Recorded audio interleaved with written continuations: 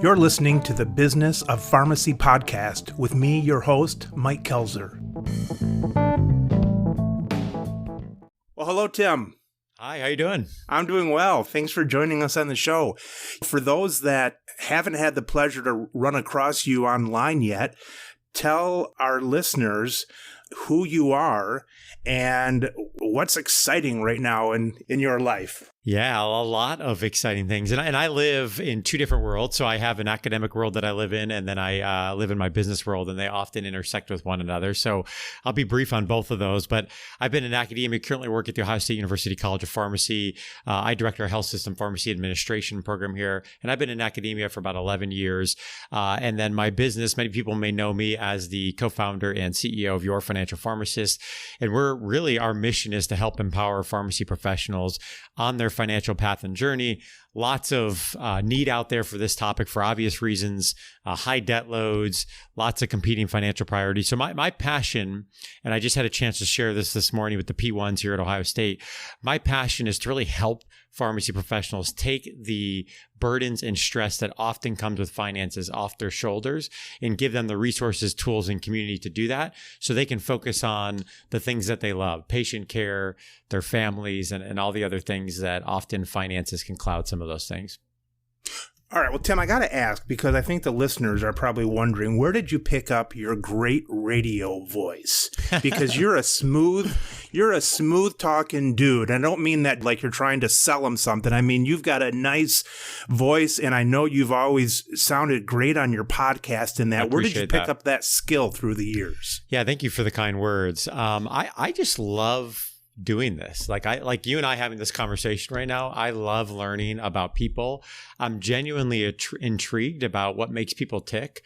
One of the greatest questions I like to ask on my show is, why do you do what you do? What's the legacy that you want to leave? And I think the reason why that's important to answer your question is that I think when you're genuinely asking questions about people and their journey, and you really care about why people do what they do, and you really look at every interaction with somebody as an opportunity to learn and get better yourself, I think it just gives a better interview, right? And It comes out in your voice and you're more excited. I do joke, my father-in-law, he was a news anchor for Channel 11 News in Toledo for 30 years. So I've been around him a lot. He's got a great radio voice, great video. But I love speaking, and I love getting people fired up about this topic, which often isn't super exciting. Right. And to do that, you've got to bring energy, you've got to bring passion, you've got to bring stories. And so that's where, my drive comes from, of really trying to put as much as I can into the interview. And I listen to a lot of podcasts, as I'm sure you do. Yeah. And I just take something different from each and every host that I listen to in terms of how they interview, what's their style. Yeah, right. Yeah. All right. Well, so Tim, you maybe spent some time in community pharmacy, academia now, the stuff you're doing on Your Financial Pharmacist, which we're going to get really deep into. Yeah. Which one, now that you're just academia and the show and the business of the financial pharmacist, are you trying to get one of those more time of your week versus less time, or are you at a nice mix right now with your weekly duties? Yeah, Mike, that's a great question. And the reason I say that is my wife and I just welcomed our fourth son into the world a couple months ago. And congratulations. Thank you. And anytime that happens is, I'm sure many of your listeners know, it just is an opportunity to reflect on life and where you're trying to go and what's the purpose and what am I teaching my kids and what am I passing on? So I've thought a lot about this question. And I think for me, both complement one another. And for me, I've been trying to think of what's the bigger theme of career, right? Mm-hmm. Whether it's YFP or the work that I do at Ohio State or work that I've done. And I think this also passes into my children, is that I am passionate about, and I feel like I've been, just given a natural inclination and skill set for helping people and motivating them to be the best version of themselves. Mm-hmm. And I do this with students in career development. I do this with helping people think through business ideas and coaching them. I do this through my own business in terms of helping people on their financial plan and their journey. And so I think the personal finance piece and the academic pieces are two very important parts of that, but they're this broader theme. And as I think about legacy and career and those types of things, and I think about with my own children, is that I really enjoy, somewhat obsess about when I sit down with somebody for an hour, finding that one or two things that really sparks a passion in them, where you hear their voice change and you hear the excitement come out and you hear them get more passionate about anything else that they're currently doing, and helping them navigate and figure out a path of, well, why aren't you doing that? And how can you be doing that? And how can you be the best version of that yourself in that venue? And the book that comes to mind, the resource that I think about, there's this concept out there called the zone of genius. I'm sure you've heard it before. And it's all about this idea of really finding where are you in a zone that nobody else can be in, and that you're in the best version of yourself that's accomplishing the mission. And to play off of Simon Sinek's words, really finding your why of what you're doing each and every day.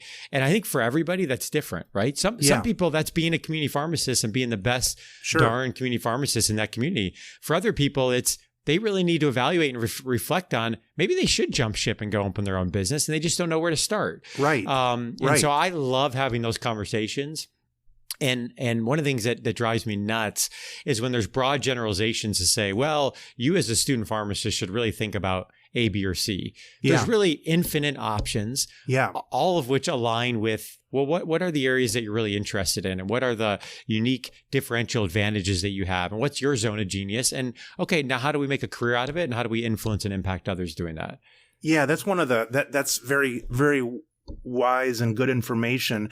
It's, it's kind of one of the sad things. It's like because you took a person who was smart and driven and at least was able to make decisions on what career path they thought they should at least study. It's sad when that turns into, like a must, like the second and third and fifth year of pharmacy school. It's like, I must do this. Yes. And it's like, no, don't residency. Don't penalize yourself, because don't make yourself worse than the person who didn't decide until 21 or 22 and then has the whole world at their disposal. Yeah, I agree. And I think for whatever reason, and this might be industry specific, it might have to do with the demographic of who we are as a profession or what attracts somebody into pharmacy school. But I feel like there's often a mindset, of course, making a broad generalization here, that whatever path you're on is the path that you need to be on. And, one of the greatest things about living in 2019, and I tell this to my wife, and I talk about this all the time with our boys, is you can literally learn anything that you want. Anything. Yeah. I mean, you pick it, and if you're willing to put in the time and invest a little bit of resource, and more than anything, just acquire the knowledge, you can learn anything that you want. And no other generation has had that gift given to them. No. And so it's an incredible opportunity. If somebody's listening and says, you know what, I've identified this isn't for me. All right, what's the game plan? What are we doing to learn what that next step is? And, I think we're really getting into a new age of entrepreneurship here in 2019 and beyond, where it's a matter of, who's willing to learn, because it's an open access of resources, and who's willing to take a little bit of risk. But the days of traditional education, with few exceptions where you have to have it to get a degree, like we see in pharmacy and medicine and others, I think those days for my boys are going to be gone. I really do. I mean, I think that there is a skill set that the workforce is desiring that the traditional educational model is not fulfilling. And I think when you combine that with open access to information, times are changing. Yeah, that's really interesting. I was just talking to Chad Halverson, who founded When I Work, which is a scheduling program for retail stores. And we were talking about how there's so much information that they can collect from first wage jobs and then jobs going into college and then internships. And there's so much they can collect on When I Work, as far as what level they made it to, how was their attendance, what portion of the business did they flourish in, and when were they promoted, and all that kind of stuff. And quite often I'll tell my children, it's like, yeah, college, unless you're I don't want my heart surgeon learning it on YouTube, but the information that they're getting in college, it's important, but also important to say, all right, you were able to figure out how to sign up for classes and find school and learn how to work the parking garage at school. I mean, all these things that we know, but as a kid's growing up, they're learning, and how to finish and how to get the term paper turned in and so on.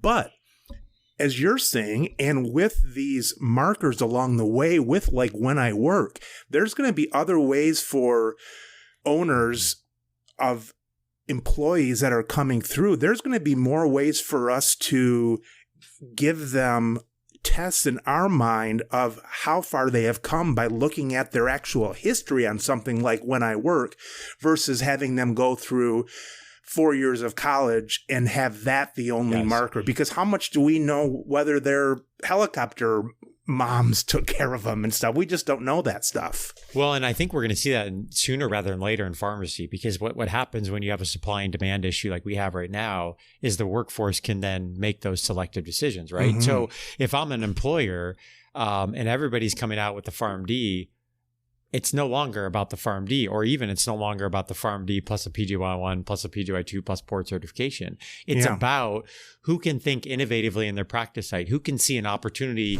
and design something that is a sustainable service that can maybe generate revenue and meet quality metrics and communicate with physicians. I mean, all those other skills that, and again, just building off of what you're saying, it's interesting that the education system is still very linear when people are not linear learners, right? Yeah, right. And I live in this world, so I think about this a lot, but we put people through a very traditional, everybody's in a cohort, you're all in the same classes, you all track with 4 years. Well, we know learners don't all track together, right? Not everybody's learning at the same speed. They don't have the same interests. They don't have, all these other nuances. So I think it's a really interesting discussion. And I think that we're not far off from very significant changes to the educational model because of this age of entrepreneurship, which I would add is not about only owning your own company. I think that every pharmacy graduate today has to have an entrepreneurial mindset, whether they're working for big box pharmacy or whether they own their own business. It's about being able to identify problems that need to be solved. That's what we need in 2019. We don't need people that can follow a script from A to Z. Tim, all right. So we talked about all the degrees that the pharmacist can have and so on. And you made the comment, which I agree, that there's got to be even more of that. And then you also made the comment to say that they have to identify the problems that are coming. And here's a question I have for you, though.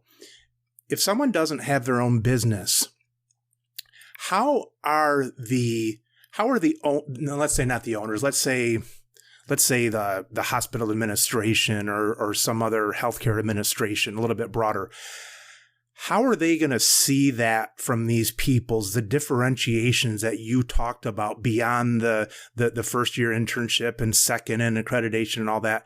How are they going to see that? Is that going to be part of the pharmacist personal branding, and maybe not through, Instagram things, but some way that there's going to be a branding inside of the industry? That's almost like their personal little shop. Now, how does the administration see that, though, if they're not looking at all the degrees, but the person doesn't have enough time in the industry to show their brand? How do you suggest that people make that move to make themselves known? Is that through some kind of a personal brand? And how do the administration find out that brand if they're not playing on Instagram and Facebook? And you're talking about the point of hiring, right? For somebody to get that job? Yeah, probably for someone to get the job. And what distinguishes them? I think that's a great question. And I want to first be clear that I think, in my opinion, where we're heading, and again, I'm generalizing, I think the degree plus the training plus the credentials is baseline. So I think there's certainly going to be a requirement for that. What I'm talking about is it's the plus factors, right? It's the things that in a market where, you think about one great example of this is we're moving really towards a lot of value-based contracting and really having innovative clinical models where it's not widget counting based in terms of reimbursement, but it's about, are you actually moving the needle on improving patient care? Well, in order to successfully do that, you as a pharmacist need to be able to collaborate with other healthcare providers. You need to be able to set a vision for what you're doing. You need to be able to get stakeholder buy-in to do that. You need to be able to know how to evaluate the effectiveness of what you've done. You need to know how to justify your position. And I can tell you very little of that is in a PharmD curriculum, and very little of that is in residency, typically, depending on the program. So I think your question is then, how do you, as a candidate, demonstrate those skills? And then how does an employer identify those skills, right? Yeah, like in the first 3 years of your life, or, your professional life. Yeah, and I think personal branding is a big part of that. And I would argue that somebody who's building a personal brand, we often think about brand and social media and all that. Yeah. To me, that's a piece of it. So I'm not banking on the director of pharmacy being on Instagram, right? Yeah, right. What I'm banking on is my network, and that's kind of where I'm going with this. Gotcha. And so I'm actually reading a great book that I would recommend. I'm going to interview the author for our podcast next week. It's called Friend of a Friend. Okay. And he's an academic researcher who's really studied networking. And basically, he concludes that everything we've known about networking and we've been taught is really terrible advice, in terms of go meet people cold and, introduce yourself and have your elevator pitch ready and all these things. Yeah. And what he really makes really compelling arguments from that are backed up from research is that the best leveraging of your network comes from what he refers to as loose ties or dormant connections. So these are people that you once were connected to. Sure. That you no longer are regularly connecting to for whatever reason. Right. Time, life, you've moved on, location, busyness, whatever. You've already invested the capital. You've already built the relationship. You've already built the trust. And it's really depending on these people. And what people typically do is they run to their closest connections. And the challenge he mentions in that book with doing that is that when you run to your closest connections, that network tends to be very tightly integrated with one another. Yeah. But they're not integrated with other networks. Yeah. Or they go out. So it's like you're going to your brother and telling me how good of a son I am to your mother. It's like you all know each other already. Exactly. Or they go to a cold network. And what he argues is that that's not very helpful either, but it's these loose ties. And so I think the point I'm making here is that it's the networking and the intentionality of the networking with the branding being a part of that. But when you combine a personal brand with a strong network, it's game on, because that network then speaks for you, right? So I may not know the director of pharmacy over at Cedars-Sinai out in California. Right. But my bet is one of his employees knows what we're doing over at YFP and hopefully knows who I am in terms of some of the connections I have established there with former students or former colleagues. And you put those two things together, and now I have a warm connection that I can get somebody with a tuned in ear to at least hear the story. And for me, it's still responsibilities on me to make the compelling case, but I at least open that door. Right. Yeah, that's so true. And what a better time, for that to be, as well, I probably know better. I see I have more gray hair than you do. I'm getting some. 4 kids will do that. So. I've got 10. So that's where all my gray hair 10 comes. 10 kids? Yeah. Oh my gosh. So that's where all my gray hair comes from. That's awesome. But that's where when I graduated and I went to Purdue, I live in Michigan. So my closest friend is like 2 hours away, and the rest are like 8 hours away. But back then you had said goodbye and that was the end of it. And now what a better time to be able to, to connect. And again, that, back to our discussion, there's no greater time from information access and networking to live than in 2019.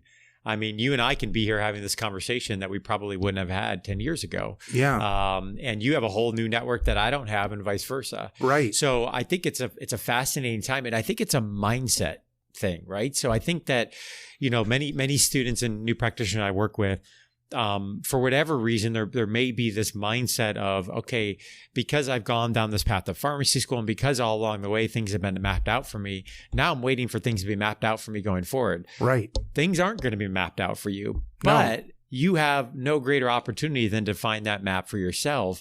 It's just really putting yourself in that offensive mindset rather than sitting there kind of waiting for things to happen.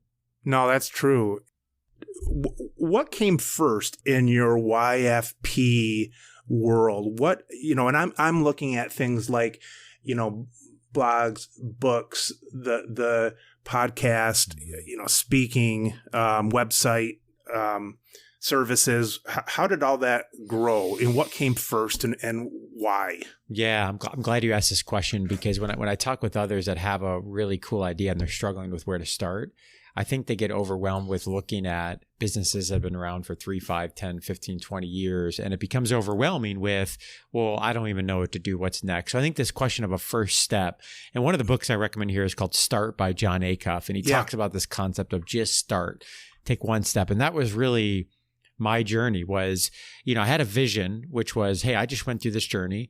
I paid off my wife and I paid off $200,000 of non-mortgage debt.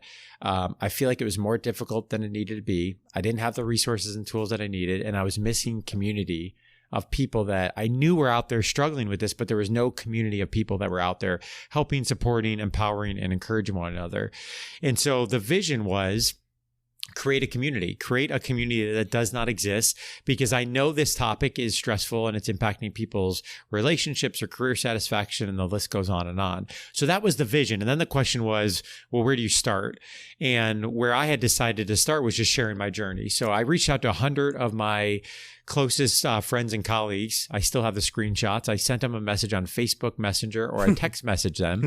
And I said, hey, I'm thinking about starting this blog about personal finance and pharmacy. What do you think? And what was really interesting about that is that, number one, almost everyone responded, and that's not normal. And number two, the responses really told me there was a hunger for this information. And so that's all I needed as a validation. I didn't know what it would look like for a business. I didn't know where it'd go in 5 or 10 years. I knew there was a need. There was a problem that had to be solved, which every great business, that's what you start with, a problem that needs to be solved. And I knew I had a solution to offer in terms of starting with my own story. So I started blogging, and that really, kind of quickly gained traction, which validated the feedback I had received initially. From there, I started speaking. From there, then Tim Church, my colleague over at YFP, he and I wrote a book, which led to the podcast and other speaking opportunities, and really led to the growth of the business from there and the brand that we built. But all of that, even as I reflect back on today, 3.5 years later, we're still relatively new in this journey, is that the vision has remained intact without question, but I could not have predicted what we would be doing today and where we would be. And I think very few people can.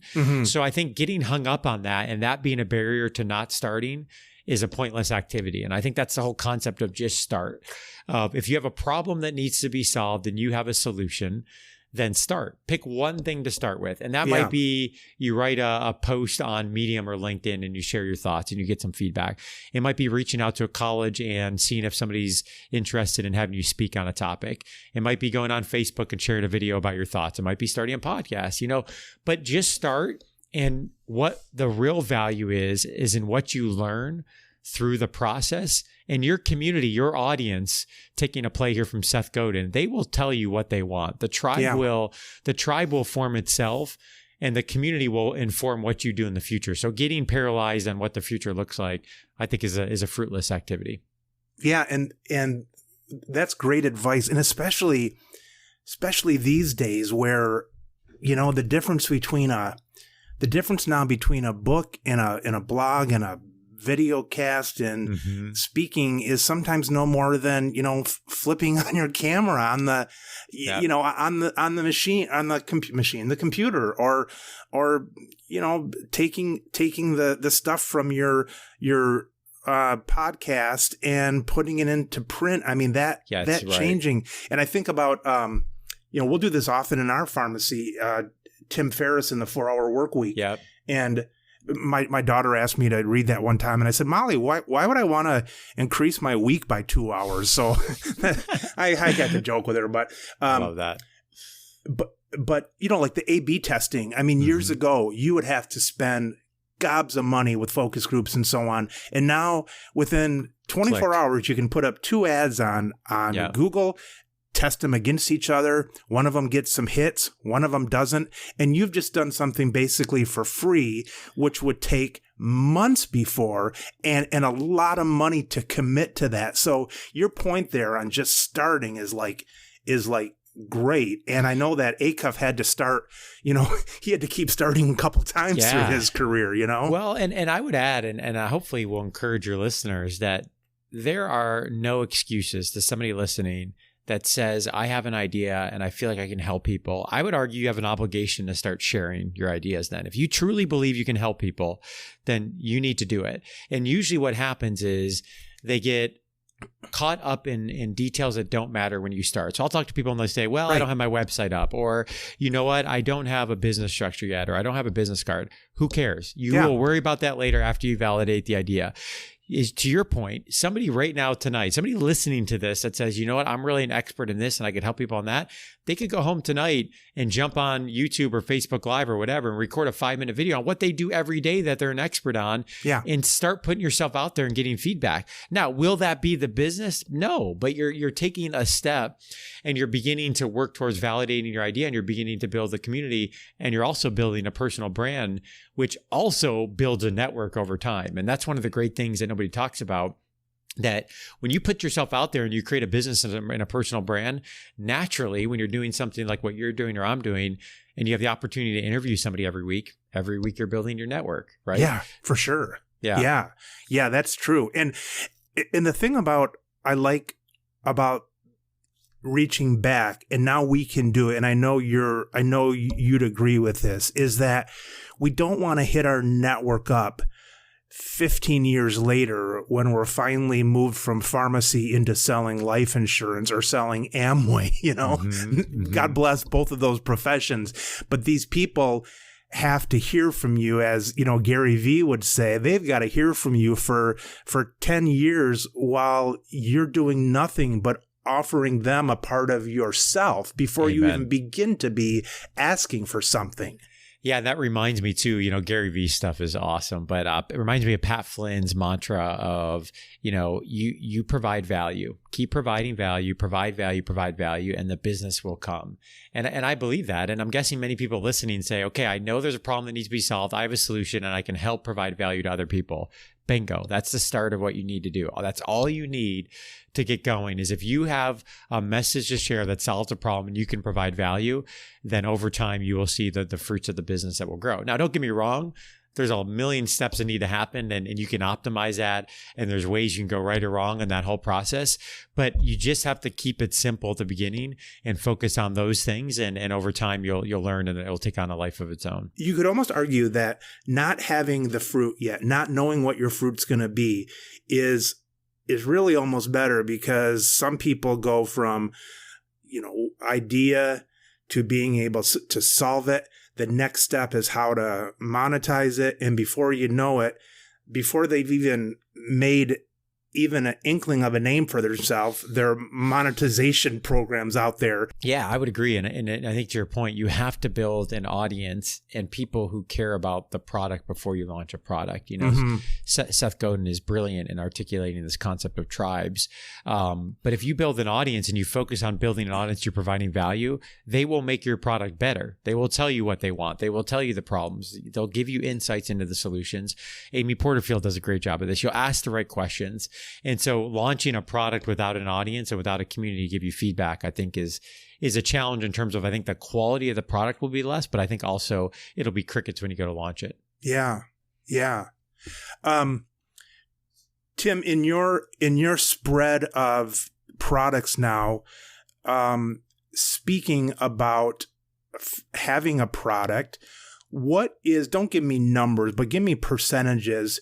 What of you and your partner's business now, what part of that would you say is directly, I know all of it's important indirectly, but what part is directly bringing in income, and what percentage of those is it like, hey, this one thing we sold just brings everything in that we have? What percentage is bringing in what as far as income? Yeah, and that's I'm glad you asked that, because that has changed as we've matured a little bit over the last 3 years, and I expect it will continue to change as a part of a natural evolution. And I want to use this as an opportunity to give a shout out to my two business partners, Tim Church, a pharmacist down at the VA in West Palm Beach, Tim Baker, fee-only certified financial planner. Two awesome guys, high integrity, and we don't need to, I won't dig into this in detail now, but I think it's so important if you're working with others, especially in a partnership. You really have to have that trust and that being on the same page in terms of the vision and the integrity of the business, and we certainly are as the three of us. So for us, In terms of revenue, when we first started and we launched the book, and we self-published the book, which is an important detail because if we would have had our book on Amazon, we may have increased the reach a little bit, but our revenue probably would have been 1/10, if not 1/20th of what it was. And one of the books I read was Authority by Nathan Barry, and he really helped me see and visualize how you could self-publish a book and the value in doing that. And the main benefits for us were we were able to build different options that you can't necessarily build on Amazon. So if you go to our website right now, sevenfigurePharmacist.com for the book, you can buy just the book. You can buy the book that's packaged with some other resources. And then you can buy the book that also has an online student course. And that ranges from $29 to $99. And it's a great website, by the way, very well set up and organized. Tim Church did the work on that. So if you translate that to Amazon, Amazon's revenue percentages, I've heard upward as high as 60% of what they take in a cut. And you're not going to price products like that on Amazon, right? The other big reason we went the self-publishing route is we wanted to know who the buyer was. We want to know who our audience was. Yeah. Because if we want and have a mission of building community, we want those people in the community that are helping and encouraging, empowering one another, but also give us feedback and input on future products. And if you buy through Amazon, you don't have that luxury. So for us starting off right out of the gates, before we offered other products and services, most notably comprehensive financial planning, that was our bread and butter. The book was the bread and butter because of how we had it priced and because we self-published it. Now, in there, we started to build some speak. We have a speaking engagements. We've worked with 30 plus colleges of pharmacy across the country. We have a partnership with the American Pharmacists Association, and we began to build in some affiliate revenue as well into our website around student loan refinancing, disability, life insurance, and some other things, which is a separate important topic that we may want to dig into, because I think a lot of pharmacists struggle with how do you take advantage of affiliate opportunities, but you want to make sure it also aligns with brand and mission as high integrity and all those things. Sure. So if I had to give you numbers just off the top of my head, I would have guessed in the first 2 years, we were probably 80-20 in terms of like book revenue. And then that other 20 would be some combination of like speaking and affiliate revenue and so forth. As we've evolved and our podcast has grown, we've had a significant uptick in podcast sponsorship. So that has come into a revenue line. We've expanded speaking engagements, so that revenue line has increased. But really for us going forward, I would envision if I had to fast forward 10 years from now, my guesstimate would be comprehensive fee-only financial planning would probably represent 80 to 90% of our revenue. And then the rest would be 10 to 20, it would almost flip. And the reason that is if you just think about the price points, it makes sense, right? Right. But also, even though the volume is less, the price points are higher, but also those are not typically one-time sales. Those then become monthly annual revenue. So for example, if we have 100 clients this year and we have 150 next year, you have 200, 250, 300, 500, 1,000. Those are continually compounding. Whereas if I buy a book, that's a one-time transaction. Yeah, right. So for us, and again, it always goes back to our core mission is providing value, providing education. And for those that need, want, and it's a good fit of comprehensive financial planning, we're here to provide that solution. But that may not necessarily be for everyone. I think everyone should consider a coach, but for a variety of reasons, they may not. So we're here to offer that. But we will continue to be also providing resources on the blog, on the podcast. We've got guides and checklists and calculators, as well as some of our paid products in terms of the book. And I'm sure we'll have others in the future. Tim, I know that from what I've seen of your company, I know that I saw, for example, a speaker who wasn't one of you guys because she was prettier. Just this week. Yeah, it was exciting. I saw that, and I know that you've got some concierge with real estate on your site and so on, which brings me to the question of scalability. Then when you talk about 80 to 90% of this going, fee only financial services, in my mind, I say, oh, that sounds like work. How do you scale that then if you still want to be, in the academia and things like that? Is that going to be through like a Dave Ramsey sort of like, network and so on? Or do you bring on more pharmacists that are repeating what you guys are doing?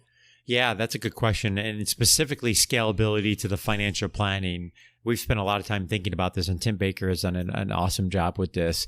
It really, for us, comes down to systems So, scales of efficiency.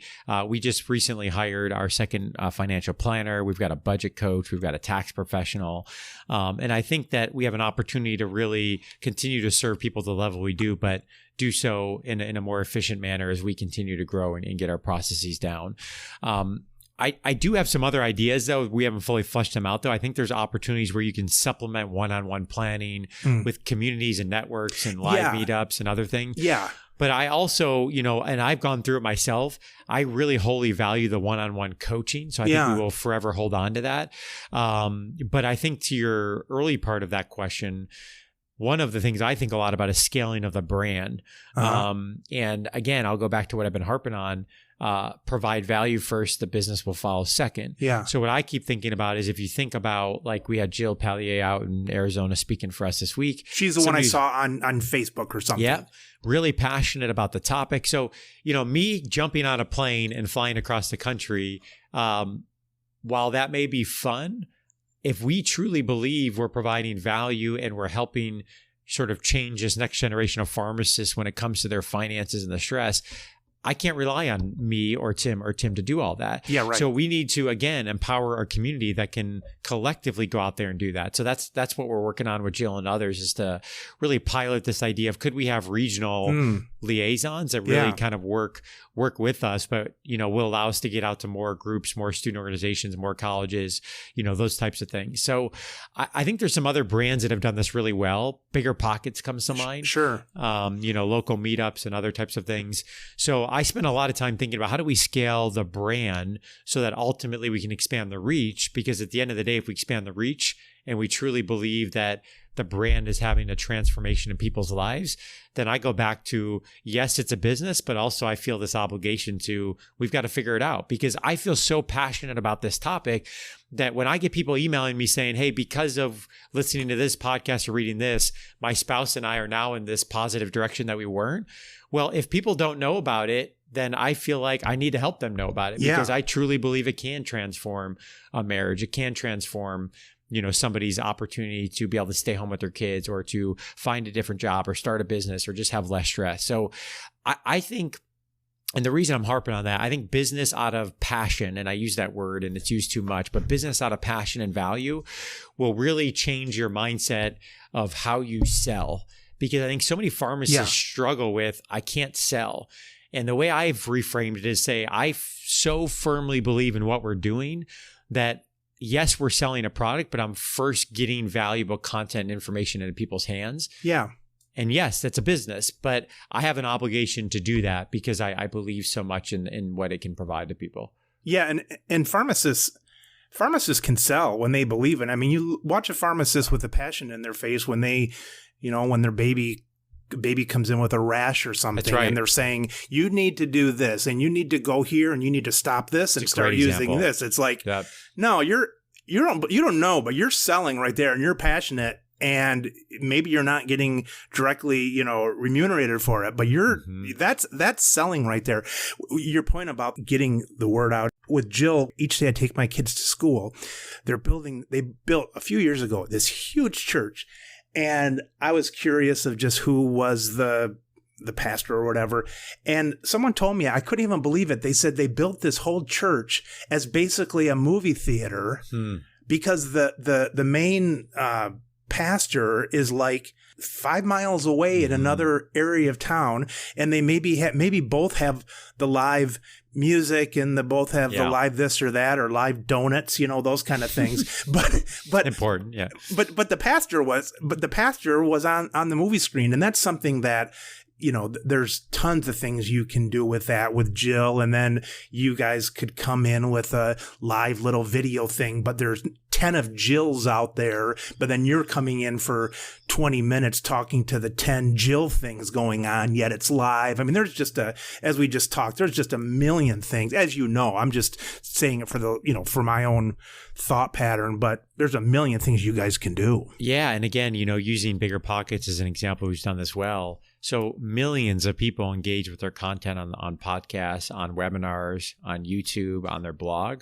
But then they have these local meetups that allows them to, in Columbus, build a connection of other real estate investors and get to know one another. And it brings it to life, right? Yeah. So I think that's a great example of scalability that, you know, how can you leverage? Because at the end of the day, it comes down to that local interaction and community where for many pharmacy professionals, that's so important, but they may not necessarily have to get that information from the local community, but they can help apply it in smaller groups, you know, in that local area. Right. We were through Columbus a couple times. My daughter got married down in North Carolina. So Google sent us through Columbus on the way there and the way back. So thanks for the hospitality for 10 minutes or so as we were driving through. Yeah. Tim, I grew up always saying I never want to have a business partner. Here's why. Well, because of all the problems that you can come into. You know, my wife puts up with me as her partner in marriage, and that's about the only person that can stand me. But I would do it with it seems to be the nice efforts that the three of you bring together, because you all bring your different skills. And refresh my memory on those. I know you come from a pharmacy background more, and what are the other two Tims? Yeah, one is also a pharmacist. He's down at the VA West Palm Beach. He does ambulatory care. And he really is, I would say, our operations genius. So he is an incredible doer of vision. He really is responsible and gets all the credit for what you see on the website and our social media presence. And he's got a lot of skill in that area. And then Tim Baker, the third Tim, he's a certified financial planner. And him and I met several years ago. And he's one of those guys that is similar to Tim Church. Again, you know, I'm a big believer in trust and integrity and friendship first, business second. Yeah. And we had established that collectively. And I knew both of them and brought the three of us together. I see. Kind of how we started.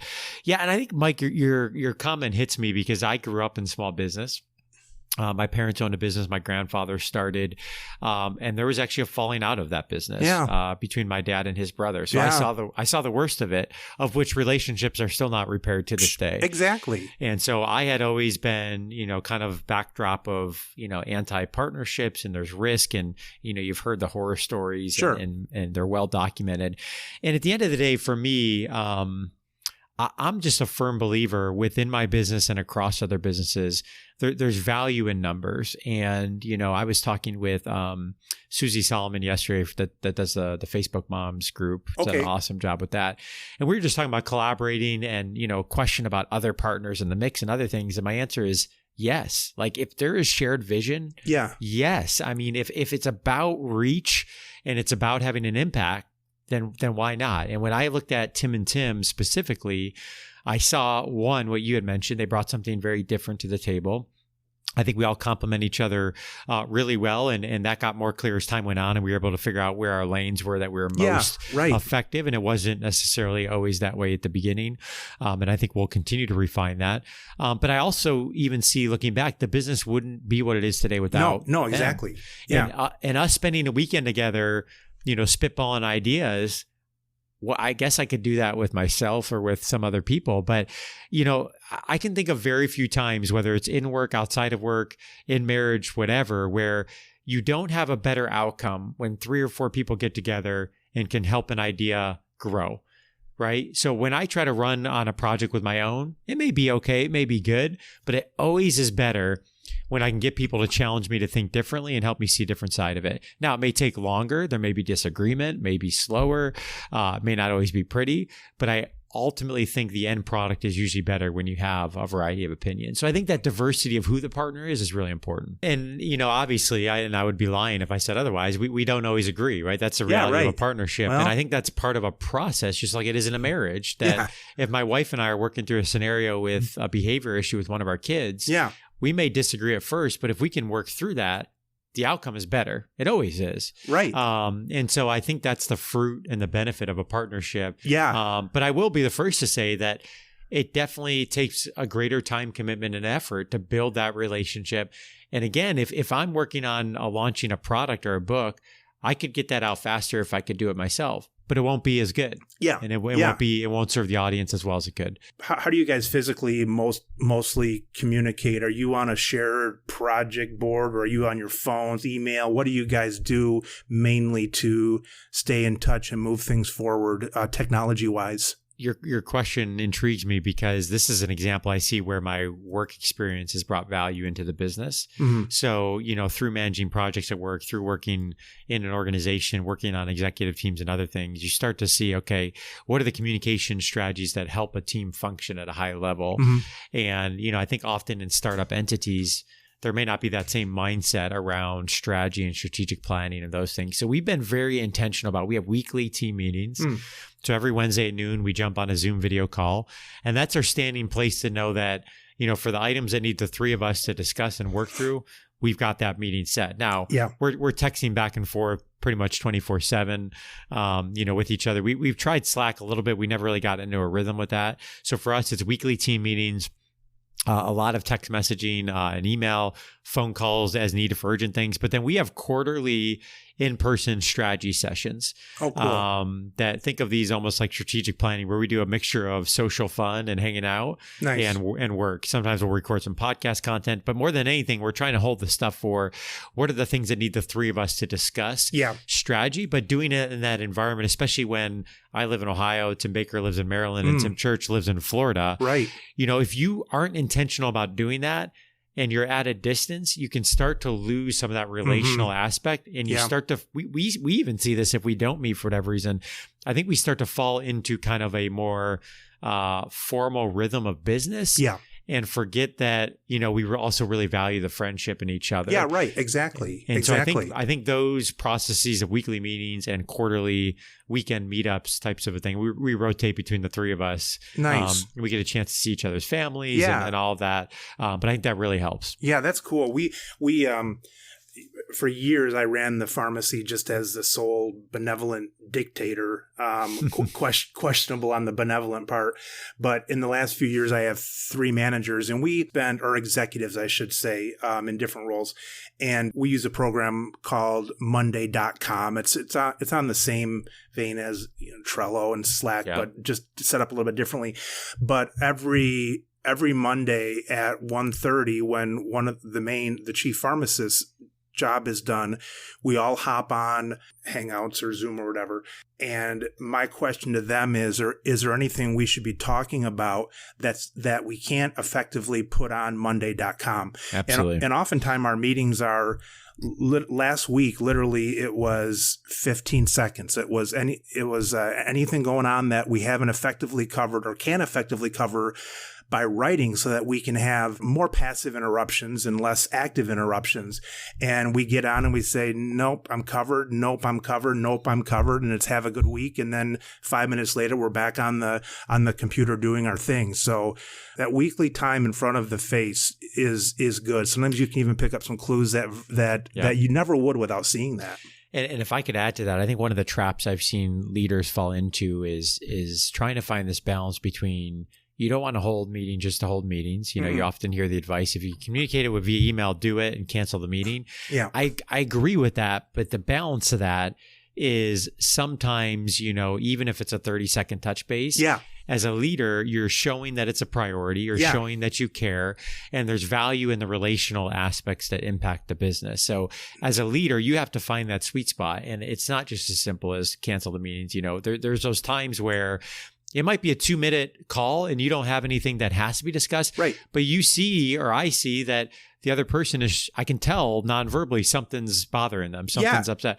And that wouldn't have happened, And, that wouldn't have happened. That wouldn't have happened. And I know that if you talk to a therapist, they'd say, well, come on, we're all big kids, though. We're not supposed to have to depend on the verbal cues. And if you want something, you ask for and all that. But that's bull. I mean, we're all humans. And if you look at someone's face, and you can tell something, you can tell something's happening. And the thing about videos nowadays, you can do a quick video thing from wherever you are. And if I'm on vacation, I may not. But besides that, you can be anywhere and pop in even on video. So it's just amazing. Tim, I've got a few questions that I want to just ask about the good and the bad and that of your day and so on. But before I get to those, what information, and even give your company a plug here, what information would you tell pharmacists, maybe students or going into pharmacy or just coming out of pharmacy or so on? What advice would you give them, and how would you tie that into what they can do with all of the passion that you have? How can you best spread that to them and start that connection? Yeah, I think for me, especially when it comes to the financial journey, I just had a chance to speak with the first-year students here at Ohio State. And I think for me, the number one thing is value in getting plugged into a community. Mm-hmm. And so we've got a million resources over at yourfinancialpharmacist.com. We've got 115, podcasts and blogs. And all that's great. And I would highly encourage, the listeners to check that out, because I think they can go for any topic, any concern, and really get started. However, where I would say is a first step is, I think getting plugged into our Facebook group is such a great place. I mean, that group is, there's no monetization of that group, but probably one of the proudest aspects that we are for our business, because, that group has now grown, and it has such a heart for helping and sharing and encouraging each other, that somebody will post a question or a concern or a challenge or a win, and 20 people will jump in and respond before I can even get there. It's great. And that kind of goes for me back to the vision of community and not building a business around just, yourself. So I think, jumping into the Your Financial Pharmacist Facebook group is a place that I really, truly believe there is no stupid question. If you've got a win to share, if you have a struggle that you're dealing with, if you just want to, find out what people think is the best long-term savings account, people are there to help, and they're passionate about the topic. So I think that's a great place to get plugged in. And then certainly, the weekly podcast we're pushing out there on Apple Podcasts, Spotify, Stitcher, all those types of things. And we've had some great interviews recently, and all of that you can get through the website as well. Those groups really help, with just celebrating the wins with people too. Absolutely. What are some things in your day to day that are just kind of like something you don't feel like doing, or just kind of a pain for you? Like, this is something I wish I had an assistant for, or something, or what are your, I don't know, maybe even stresses during the day or whatever. Yeah, I'm a vision starting guy. I'm not a maintenance guy. Yeah. So if I had to choose a bucket of things, anytime something falls into a maintenance category, I'm not the best person to be doing that. And it's not the best use of my time for our company. And that's true for my day job as well as the business. But the reality is, as sometimes, you don't have resources at your luxury, or sometimes things have to move so quick that I can't hire out somebody to do this task. But I think building on that, one of the things I'm currently struggling through a lot is just the reality of time in a day, and being able to slow down so that I can strategically identify in advance. So if I know I'm going to have those needs, how can I slow down to identify them far enough in advance that I can get somebody to help, so I can continue putting myself in the position where I provide the most value to my business or to my day job here at Ohio State. The Ohio State. I'm sorry. So, when I'm working, 40 to 50 hours a week at the Ohio State University, I'm working on YFP stuff. I'm traveling to speak. And for me, family is priority. And I've got a newborn at home, and a shout out to my wife, who really helps make all things hum. There's just not enough time in the day. Right. And so I think really taking time to slow down, to find where time can be improved and be done more efficiently, is a big priority for me right now. And I think that at the end of the day, if I can do that and do that well, it'll better serve the business and better serve the people that our business serves. Yeah. Because I know that if I'm in maintenance mode, then I'm not the best person to be doing that. Yeah, right. So really my role in the business should be setting the vision, finding the opportunities, strategic relationships, connecting with others, building those connections. And when I find myself updating a blog post or in the back end of WordPress or whatever, not good for me, not good for the business. No, that's right. And you might be familiar, but for the listeners, David Allen of Getting Things Done, he does a real nice job of talking about having a weekly 20-minute for yourself cleanup and getting things, not necessarily a physical cleanup, but that's involved too, but making sure everything's in order and doing that weekly to kind of take that time of the assessment and so on. And I like doing that on Sunday. It doesn't have to be a lot. I think 20 to 30 minutes just to look at the calendar. Right. You start to identify things like, okay, what are the top 3 priorities of the week? Yeah. Where do I have time? Or if I don't, what pivots do I need to make now before the week starts to make that time? Yeah. Do I need to cancel meetings? Do I need to reschedule meetings? Is there something that I can move from an hour meeting to 30 minutes? Right. And so you then are in that driver's seat of control of the schedule. And I think that is such a small win. Yeah. And such great advice of spending 30 minutes before the week begins. Because otherwise the week starts, things get busy, email starts going off the chain. Yeah. And all of a sudden you look back on Friday and you're like, what did I get done? What just happened? Yeah, because so many things, if you see something 3 days ahead of time, it's different than remembering it 30 minutes ahead of time. That's exactly right. A lot of things could change with that. I think too, you also, this is a hard part for me that I didn't do well the first year and a half of the business. You have to invest to grow. And I think this is, I preach this with, personal coaching for financing, personal coaching for fitness, personal coaching for your marriage. Like there's an investment that you have to make and you have to strategically make that so it has a positive return on investment. But the same is true for your business that, if you look at and say, okay, where am I spending my time? And if I can hire somebody who's probably more competent than I am, definitely is more competent than I am to be doing podcast editing, which then frees up 4 hours a week that I can go grow the business. Right. I may not see that revenue on the books today. Yeah. But if I'm thinking through the business correctly, and I will see it in the future. Yeah. But there has to be that upfront investment that you're willing to make. And Amy Porterfield does a great job of talking about this. And I think taking that first step of hiring an assistant, a virtual assistant, working through the bugs, working through the hiring, and just letting go and realizing everything didn't fall apart is such an important thing to build off of and make future hires. Yeah. There's some stuff that people like. There might be 10%. It's like, well, I kind of like cutting the grass. I still want to be on that and feel it rumbling and things, but there's 90% I can't stand. And so there might be some things that you still like to, organize this little folder once a week. It's your way to at least have some sanity in your life. But it's like, I hate doing that part of it. So poking through those and working with the assistant and finding out what's the best off your plate is certainly great advice. All right.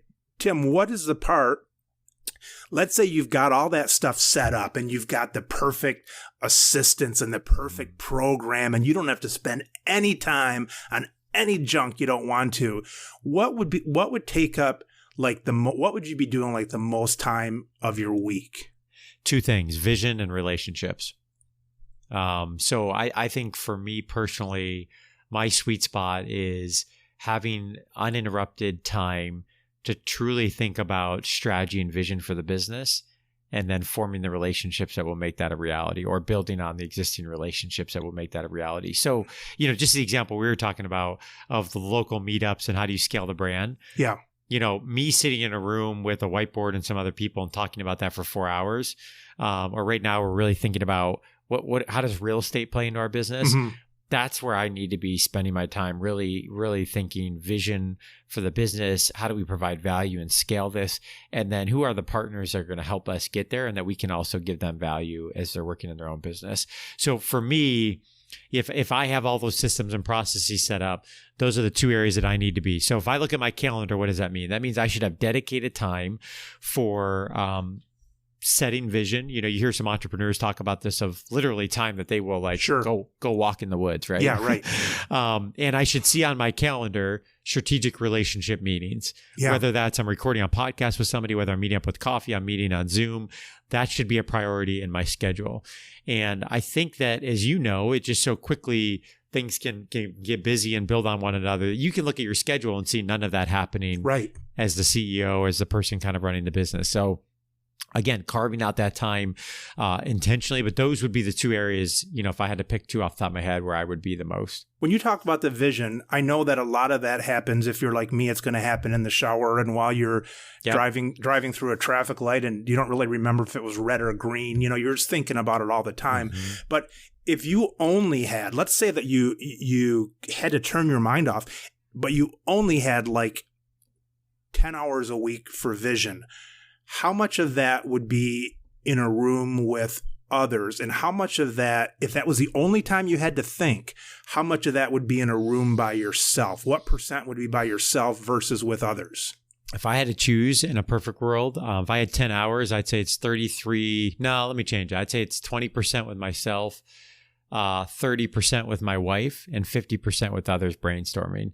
And that second part is really important because my wife is not a pharmacist, but she always provides a brilliant perspective that I don't get from other people because she knows me at that deepest level, right? So she knows, and obviously she has the outside of pharmacy perspective as well, but she can ask those probing questions that maybe I've got a half flushed vision, but she's really poking at the pieces that need to be fleshed out more. Yeah. Or she's really like, I can see her energy on an idea or, get her feedback. So typically the pattern that I will flow, and I'm not always as intentional about this, is I will think about an idea, could be in the shower, could be after working out, could be driving, often is the case, could be daydreaming, could be sitting with one of my kids, whatever. And then I will kind of work through hearing me talk that out loud with her. Mm-hmm. So, a normal evening for us, which I'm not sure she always loves. I was going to say, does she do this just so she knows the psychology between once it's on your mouth, you'll shut up? Yeah, I think so. No, I think she genuinely cares. But, I'm sure she does. But normally for us, it's okay. I come home and there's some idea, whether it's a new business idea or there's an idea within the business or a new relationship. And I'm looking for her feedback. And usually based on that, the idea gets twice as better right away. Mm-hmm. And then I'm able to go back and either refine that more myself before I then reach out to, person A, B, or C and say, hey, I've got this idea, can we meet up and talk about it further? I'd love to see how we can collaborate. So that's sort of how I work through the process. Yeah. And until you ask me that question, I don't know if I've ever thought about that, but that is, as I'm talking out loud, that's a pretty standard way that I work through things that I don't know if I've even realized I do. Yeah. Well, the fact is you do it because the proof is in the pudding. There's so many things like that in life, or like at the pharmacy, for example, and the most of your time should be either in vision or thinking about the future of the business, or it's going to be out wishing Mrs. Smith a happy birthday and giving her a box of candy or something. Absolutely. If you're that connection at that time in the business, and then the rest of it is really maybe not the best use of time. That's a great example. So, I think of a pharmacy owner, and you've obviously lived this life, but, you walk into a pharmacy, many pharmacy owners are behind the counter grinding it out, right? Yeah.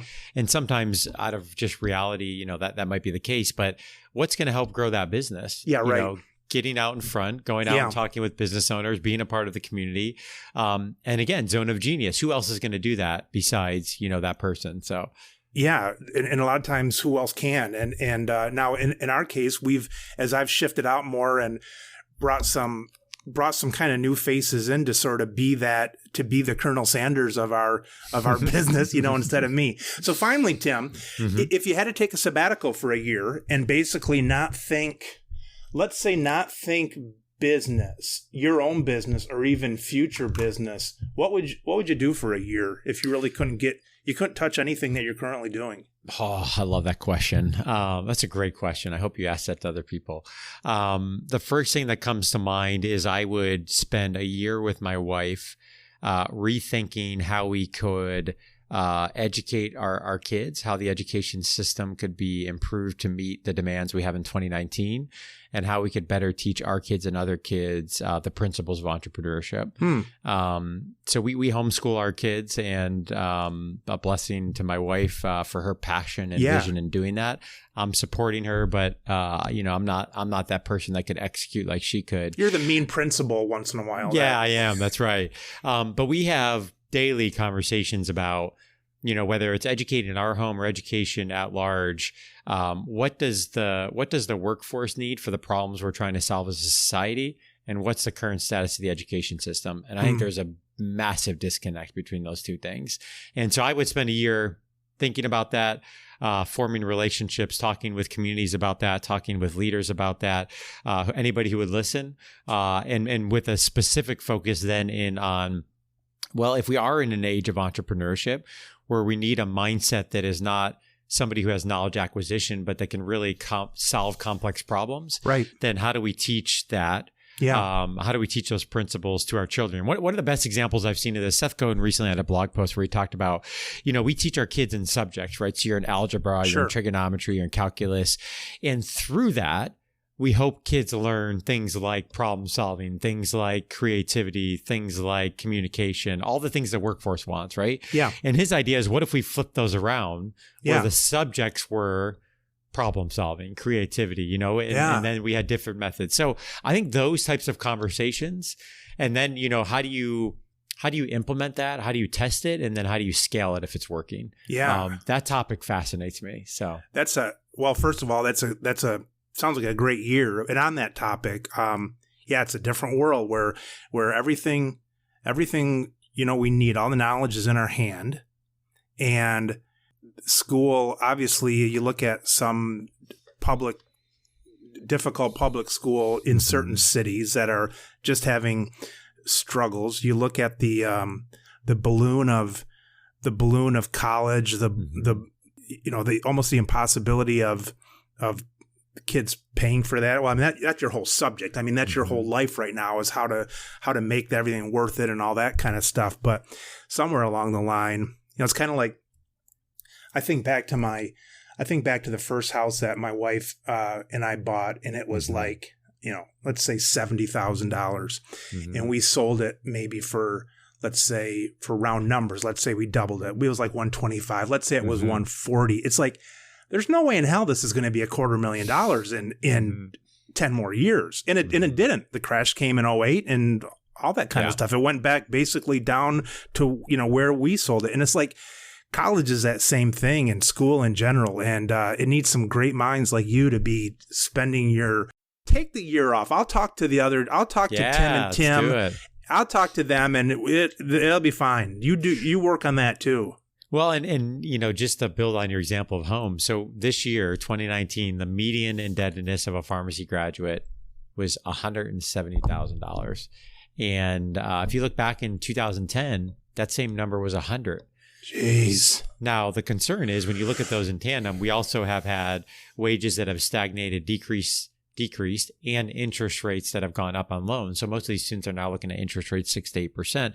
So the purchasing power of the pharmacist's income has significantly degraded. So one of the things I think a lot about is, well, how could the system be done differently? Does it need to cost $170,000? Does it need to be 4 years? There's other models in medicine. Would we value for more of an apprenticeship model and really flipping this whole thing on its head? I don't know the right answer, but I know that a conversation needs to happen, and we need venues and think tanks to have those conversations. And we just don't. I think we often get caught in a very traditional, structured mindset of how we've done things. Certainly, we haven't solved anything really in medicine. I mean, our average lifespan has gone down. It's still, 30% heart disease is killing people. Infant mortality is not good. Yeah. We obesity, and we haven't. So pharmacy is not. It's not like we're losing pharmacy jobs because we've solved the problem. We're losing pharmacy jobs because we didn't solve the problems, and someone else is just trying to run with it, being whether it's, the PBMs or Amazon or whatever. So one, we haven't solved it. So yes, schools could do better on. Norm Macdonald said he's gonna vote for the politician that solves death. He said that if a politician came out with that platform. But so we haven't really solved a lot yet. But then on the money side is where I was going with that, is like, if more money, if people can make more money somehow on this system on any system, that they're going to try. And if you can charge students more, and you can make it longer, and you can do this and you can do that, it's like let's just say there's a group that really cares about the education, but there's also a group that really cares about maxing out the money they can get from people that are willing to pay it. Yeah, and I think that what we'll see in 10 years, I think one of the hidden blessings of stagnation of wages, or, we've seen certainly the news of Walgreens and Walmart cutting pharmacists, and many other companies, 32 is the new normal. I think what's going to come out of this, certainly a lot hardship. Tim, say that again. 32 is a new normal. Is that 32 hours a week is becoming a very new normal in community practice. Gotcha. And, I think that while there's hardship that's going to come out of it, and we need to acknowledge that, I think there's also going to be a lot of people that pursue innovative entrepreneurial ideas that will be disruptive, that would not have otherwise, because of, quote, the golden handcuffs, right? Yeah, right. So I'm excited about that, because I think when you look at a time period like this, there's two ways of looking at it. There's the woe's me way of looking at it. And then there's the way of, okay, well, if people are losing jobs because, let's say, automation, artificial intelligence, other things are disrupting that industry, well, that means there's a lot of disruption going on, which means there's a lot of opportunity for us rethinking and being innovative. For sure. Which means there's incredible business opportunities. And my fear right now is pharmacists aren't in those business opportunities. It's others that are looking at it. But we need to rethink. You know, the thing I always say is, you know, and people don't like when I say it, but if we're honest with ourselves, my generation, I truly believe, is not going to be walking into the doors of a chain community pharmacy in 15 to 20 years. Right. We don't get anything else that way. Why would that continue unless something significant changes? So we need to be okay with having some creative ideas and brainstorming and thinking and being provocative on some level to say, okay, let's rethink this. If that were to be true, then how would we still be able to serve patients with the expertise that we have, but maybe it looks a little bit differently? What would that look like? And then what's the business model for that happening? We can't say, well, the pharmacists deserve this. Like, no, the economy is taking care of all of that. Pharmacists don't deserve anything. They're deserving what the supply and demand do. And we can't rest on some of those things that really don't make sense. Like, really? Do people really enjoy coming to the store and hanging out, and you're basing everything on that, you know? Well, one example of this for me recently is I met a physician, and I won't share the company. I don't want to promote what they're doing, but they are essentially envision a Netflix subscription model for access to physician care. And that's what they're doing. So for X dollars per month, you can get 24/7 access to a physician via video and or via email messaging. So what they kind of come at and say is 80% of all primary care visits don't need to be happening, you know, in person. Obviously, there's some things that need that, and maybe others would disagree with that. But what I love about the innovation of that, whether they succeed or not, is does healthcare need to be dependent in getting to a physician of me working for an employer where I have access to healthcare insurance, where I have to then go schedule 3 weeks out. I have to take a half a day off and I have to go walk in the doors and potentially get me and my kids sick, and it's a miserable experience. Like, rethinking that whole thing is awesome. Like, I just love that. I mean, innovation, whether that works or something else. And I think that's the kind of thinking we need in pharmacy is what if we started with a clean slate? What could this look like that serves patients, that, you know, aligns with what we're trained to do is be a medication expert, but also has a viable business model behind it? I don't know the answer, but I love having the conversation. Yeah. If there's any pains along the way, those are opportunities. Yeah. I always say that with our group. It's like when business is up or down, it's like, I don't know exactly what road we need to take, but I do know that, like, as I told you, the life expectancy is going down and people are dying of, I mean, look at Steve Jobs, you know, it's like solved a lot of things, but health is what took them. Tim, so finance, education, what else? Are you trying to find a way to go to the moon? Are you on that project at all, or are those the two biggies? No, those are two biggies. Real estate's a big one for me. That kind of fits in the finance bucket. So I'm dabbling into that and hoping to bring the YFP community into that for those that are interested. Sure. And I don't have anything formal around this, but I love thinking through business ideas with people. It's just something I'm really passionate about, even if I have nothing to do with the idea. So, you know, one of the things I think about in the future when there's certainly more time is me sitting down for a cup of coffee with somebody who has an idea. I love that. I love thinking through that. So that's cool. That's cool. Yeah. And you are, what I like hearing from you, Tim, is I know we talked about not liking all the administrative stuff, but there's a big difference also between getting something going enough to even have administration stuff, right, which you're doing an excellent job of. I mean, you guys have done so much, and it's like, you don't want the administrative stuff, but you've done so much. But it would be pleasurable, as you're saying, to sit down and have coffee or a milkshake and just have ideas and not have to do anything then. Just come up with ideas. That is fun too. Yeah. Tim Church calls it living in the clouds. So he says I live in the clouds, which I do. And you do, but you have a lot of dirt though, man. You're doing it. I appreciate that. You're doing it. Hey, Tim, pleasure talking to you. Thank you. It's been a lot of fun. I look forward to staying in touch. Thanks. You've been listening to the Business of Pharmacy podcast with me, your host, Mike Kelzer. Please subscribe for all future episodes.